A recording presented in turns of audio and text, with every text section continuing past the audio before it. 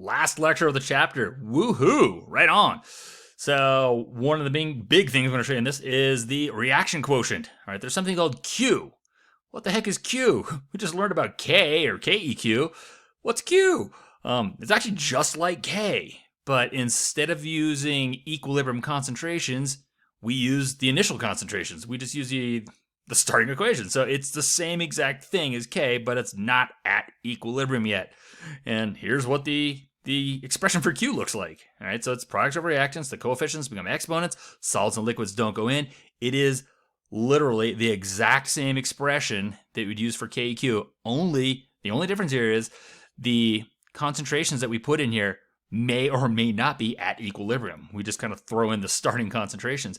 So what do we do with this Q thing? Well, we compare it to K. All right, so we compare Q to K, and there's really only three outcomes you could possibly have when you're comparing these two things. They're either the same, one's bigger, or one's smaller. So if Q equals K, that means your system's at equilibrium. There's not going to be a shift. Right? If Q is larger than K, let's kind of look what that is. So if Q is larger than K, that means your numerator's too big, right? You have too much of this and not enough of that. So what's your system going to do, right? It's going to use up some of this and make some of that, all right? So these are going to drop.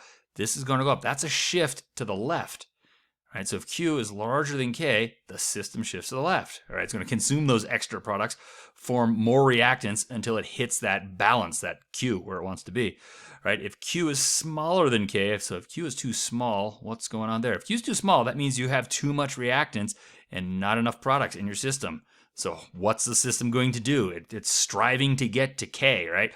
So it's going to use up those extra reactant molecules and make some of these. So these are going to drop. These are going to go up. That's a shift to the right. Cool, right? For the more visually inclined, if you're comparing Q and K, if Q is smaller than K, we need to shift right.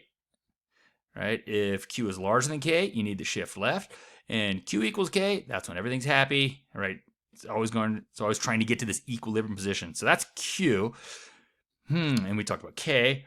I told you about KSP. Well, there's also something called QSP, right? So QSP is just like KSP. And if we have the initial concentrations of things, we can plug it into our QSP equation. So something gnarly looking like this. I'm not going to work it out in this video, but if we took equal volumes of 0.1 molar aqueous solutions of blah, blah, blah, blah, blah, and react it, are we going to get a precipitate? Will it precipitate? Well, this is definitely not the stuff that's going to precipitate. So potassium chloride is definitely soluble. It's probably this ugly thing that's going to precipitate. And if you look up the KSP value for it, it's 3.3 times 10 to the minus 41. So really not very soluble. We can write the KSP expression, right? It would end up being this for that particular compound. Crazy stuff. And then we plug into this, the initial concentrations. All right, so when we plug in those initial concentrations, we don't get KSP, we get QSP. And again, we have three possible outcomes. The QSP equals KSP, it's less than KSP, or it's more than KSP. So what does these mean?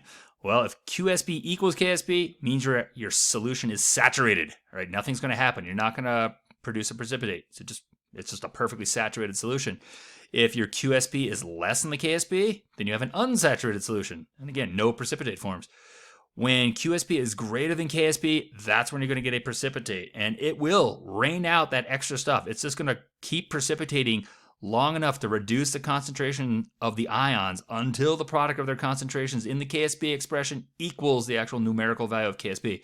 So it's not going to take like every ion out of the solution. It's just going to take out all the extra ones. Right? So it's just going to like rain it down until it equals KSP. All right, one last little thing here, something called the common ion effect. It's kind of weird because really it's just Le Chatelier.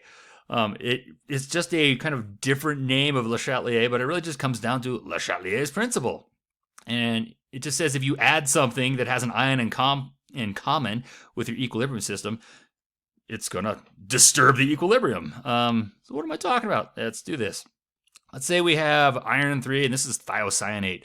So if iron 3 and thiocyanate makes this stuff. This stuff's really cool looking. It's a bright red in solution. Actually looks like blood. Pretty cool demo to do. All right, but how would this equilibrium position shift if I had some iron nitrate? So like, what does iron nitrate have to do with this? Well, the nitrate doesn't do anything, but what about the iron? This is iron 3. That's iron 3. They have an ion in common. Ta-da! So if I add iron 3 nitrate, I'm increasing the iron 3. That's going to, remember, equilibrium goes away from the side I'm adding to. So if I'm adding something on the reactant side, that's going to push the equilibrium over here. All right, this is the red side. This side's kind of like yellow. This side's red. So that's going to shift it over here to this red side. What if I added silver nitrate? At first guess, you should say it's not going to do anything because silver nitrate is not, there's no silver, there's no nitrate. It shouldn't do anything. But what if I gave you some added info? What if I told you that silver thiocyanate is insoluble? So what that means is when I add silver, right, that silver is going to latch onto this and it's going to become a solid. It's going to just take this out of the mix and it's going to drop the concentration of this. So I'm taking out thiocyanate. So if I take something from a side, your equilibrium system is going to try to replace that. So that's going to pull the equilibrium back this way, back towards our yellow side here. All right.